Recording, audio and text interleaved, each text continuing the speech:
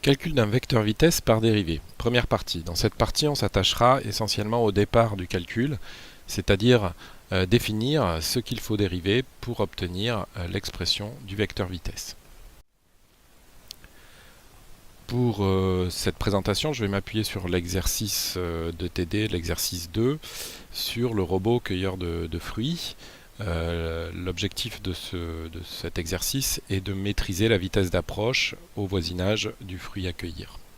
Donc nous avons 3 solides plus un bâti, donc nous avons 4 repères, un associé à chaque solide de notre système, R0 pour le bâti, R1 pour le bras 1, R2 pour le bras 2 et R3 pour le bras 3.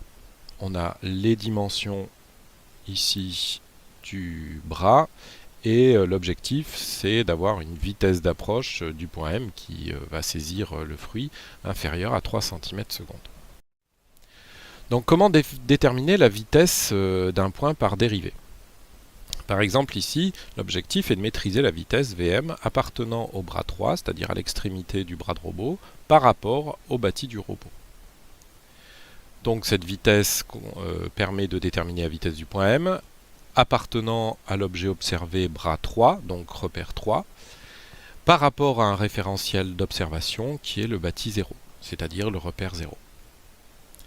Le vecteur vitesse s'obtient en dérivant le vecteur position.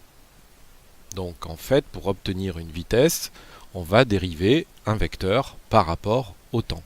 Et par rapport, on verra ensuite, par rapport à un repère. Mais quel est ce vecteur? Le vecteur position, on le définit donc par l'origine du repère d'observation considéré dans la vitesse. Ici, c'est le repère 0, c'est 3 par rapport à 0. Donc l'origine du repère 0, c'est O0, jusqu'au point M où on cherche la vitesse. Ce vecteur, défini par la flèche qui vient de se tracer, est donc le vecteur O0, M. Voilà. On peut aussi le voir de cette manière-là, c'est-à-dire qu'on regarde le repère d'observation, qui est le repère 0, on identifie son origine, O0, puis on repère le point où on cherche la vitesse, le point M, ici, point étudié, et donc le vecteur à dériver pour obtenir cette vitesse. On fait une permutation et on obtient O0, M. Voilà. Ensuite, pour obtenir un vecteur vitesse en dérivant un vecteur position, on dérive un vecteur, donc la dérivée d'un vecteur se fait toujours par rapport à un repère. Donc en bas à droite de notre calcul, nous avons ici le positionnement du repère par rapport auquel on va dériver. Le repère par rapport auquel on va dériver s'identifie dans l'expression de la vitesse, c'est toujours le repère d'observation. Donc repère de dérivation égale repère d'observation.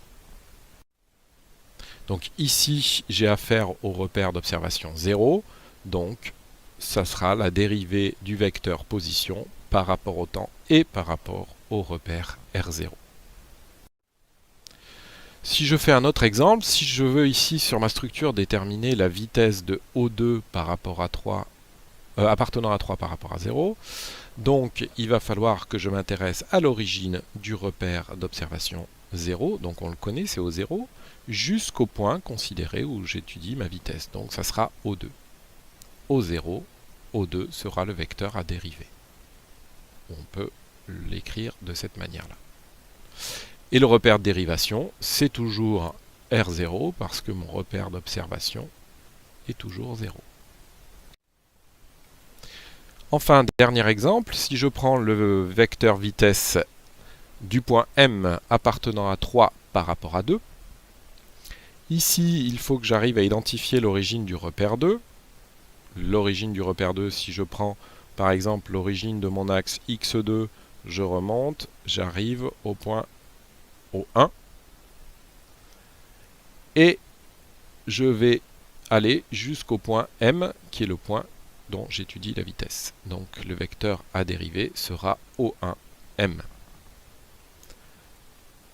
Donc par dérivée, par rapport au repère, ici, attention, mon repère de dérivation change parce que mon repère d'observation a changé. Je suis sur le repère 2, je ne suis plus sur le repère 0, donc je dériverai le le vecteur position par rapport à R2.